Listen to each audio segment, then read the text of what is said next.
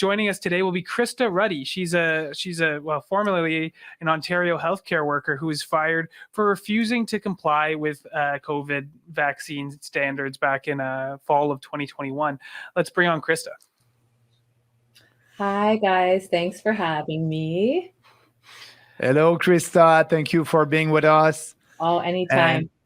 Yes. So I just want to start the conversation for our people who don't know you. So who you are and what did you do and how come that you cannot work right now as a nurse in Ontario? I cannot.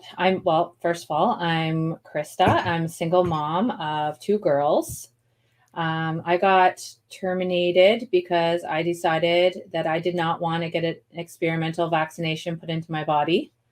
So I am not currently working where I would like to work. And you were not a nurse for how long? I actually am not a nurse. I'm a phlebotomist, so I Okay. do the blood draws and the testing on all the other bodily fluids. Mhm. But I was for 4 years. 4 years. Okay. And so and so you're not the only one. I believe that in Ontario or in your region, there's a lot of people like you cannot go back to work because they decided not to take the vaccine, like myself. So my understanding is you may not be an exception. I'm definitely not. There's many, many of us, unfortunately, that want to work but can't work because the government said that we can't. So are you doing any legal actions to try to go back and have your job back? Unfortunately, at this time, the unions, because we have unions at the hospital, and my union is OPSU.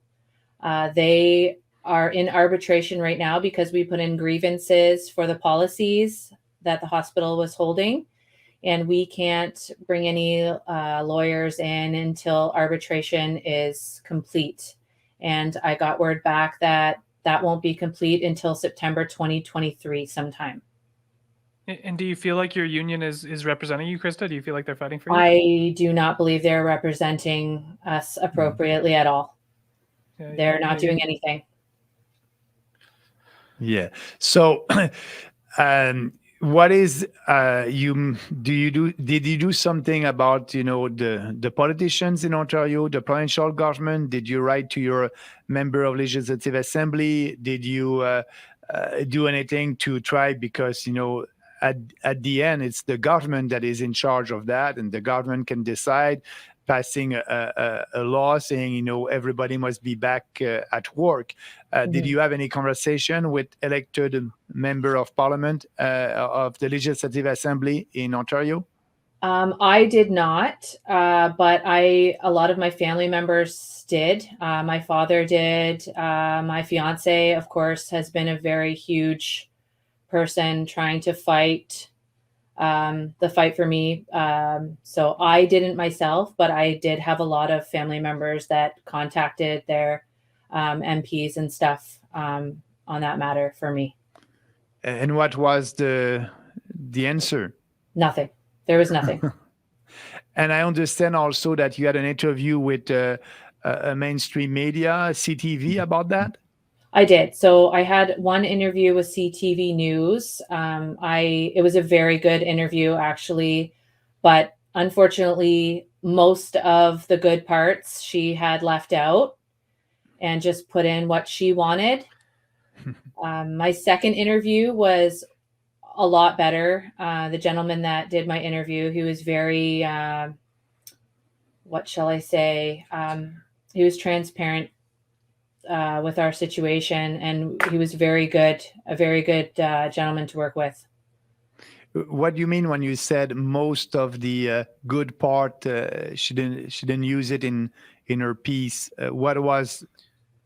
She just left out all the truthful parts that I had said. Like I had stuff out there. I was crying. My emotions were on my sleeve, and she just left most of that out of the interview. And put it in put what she wanted to make me look bad, or Yeah, make yeah. us look bad. Sorry.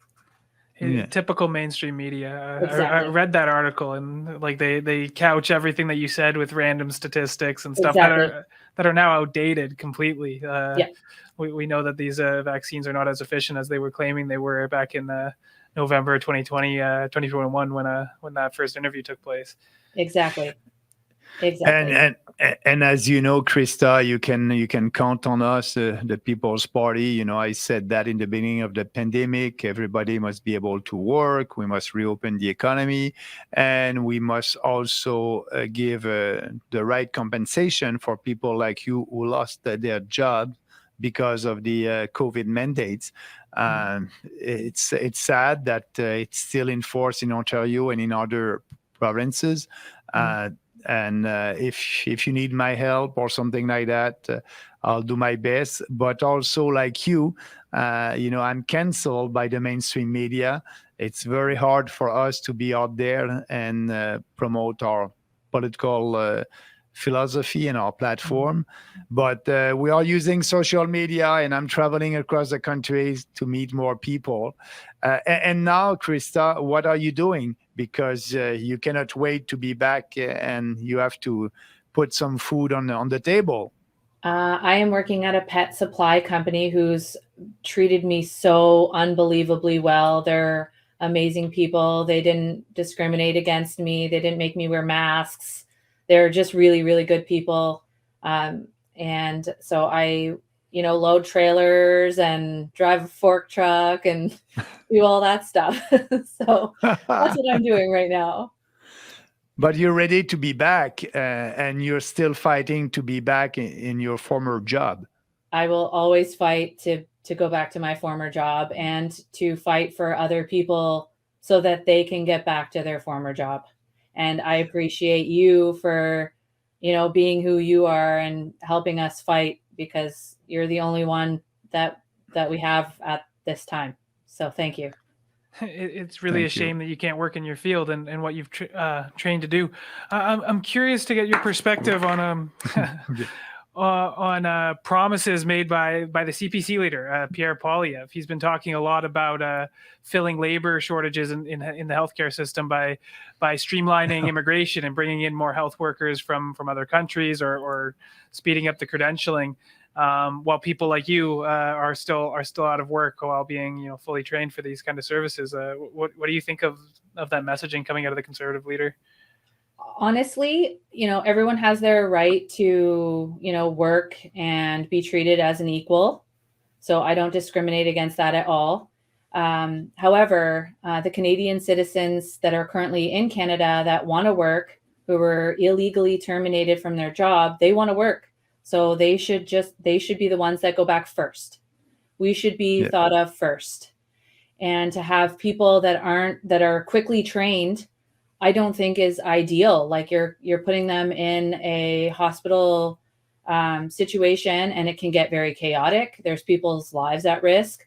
Like you have to think about that. Has to be thought about for sure. Like good training is hard to come by, considering some of the nurses that were terminated were there for 30 plus years. You can't find care from anyone like that. 30 plus years. That's a long time to care for people. So again, I'm not discriminating, but we should go back first. Yeah, no, Canadians first. That must be the common sense solution. We have discussion right now in Canada about our healthcare system, and it's broken. And you are there, you want to go back and to help, and you're not able to do that. In your where you were working, I believe you were not the only one. How many people are in the same situation that you are, cannot go back to work? From my hospital, from my hospital, the number was 92. Yeah, that's a lot. 92. That's quite a bit. There were more before we got intimidated with our vaccination status. If we weren't vaccinated by the 12th of October, we would get put on unpaid leave. So there was even more people than the 92 that I just said that got scared and went and got it because they didn't know how they were going to feed their family or pay their bills or any of those things. So they were terrified. And yeah, it shouldn't be happening. People shouldn't be terrified to figure out how they're going to feed their family. Yeah. And, that's again, as you know, the Charter of Rights. And I'm fighting also in the court against the mandate when I was not able to travel because I was not vaccinated, as you know. Right. But you must be able, COVID-19 is behind us. We know that, it's not, it's easy to have the good treatment for that, and it can be a big call for certain person. And we know that for the older one, it is more dangerous. But there's no reason why you're not working, and you can count on us. We will always try to help you to regain your job and being back at work. I'm pretty sure that people are waiting for you. Canadians are waiting for you to be back. Nurses and all the healthcare professional like you must be back as soon as possible. We need you, and we need a better healthcare system. So thank you very much for taking the time to be with us tonight and also sharing your story. And if we want to follow you, are you on social media? Are you active on social media? I'm somewhat active on social media. Yep. Facebook, Twitter, Instagram. Yeah. So we can follow you there. You definitely can. Okay. Excellent. Do you have any final words for our viewers before we move on, Krista? I really appreciate you bringing me on the show because there actually is a lot of people out there that do watch mainstream media, and they don't realize that there's a lot of healthcare workers that have not gone back to work.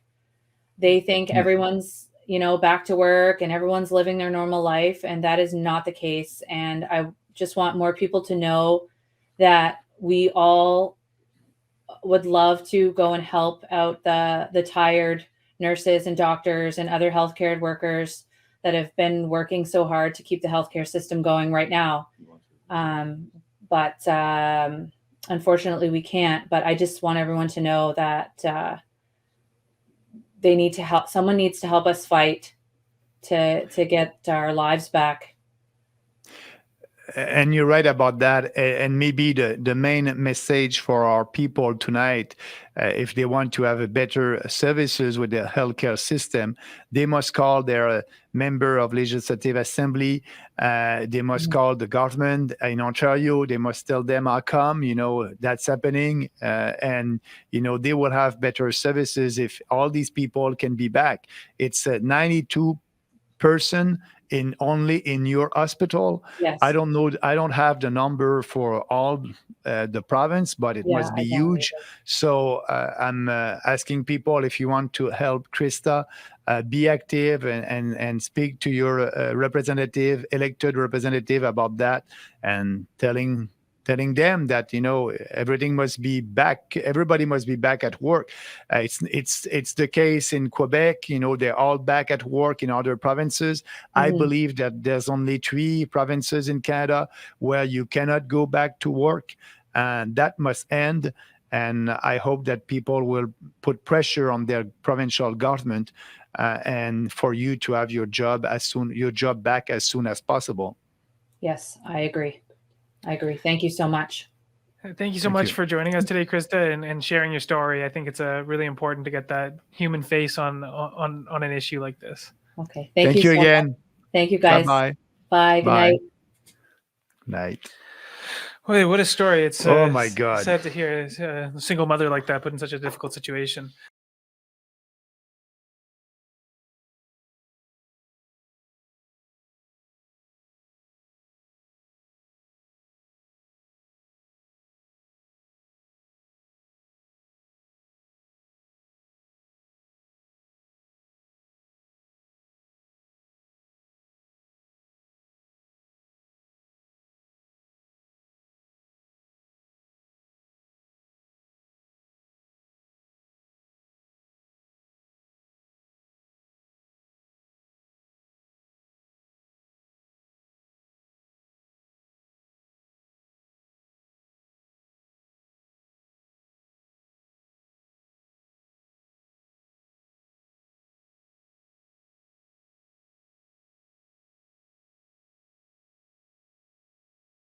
story.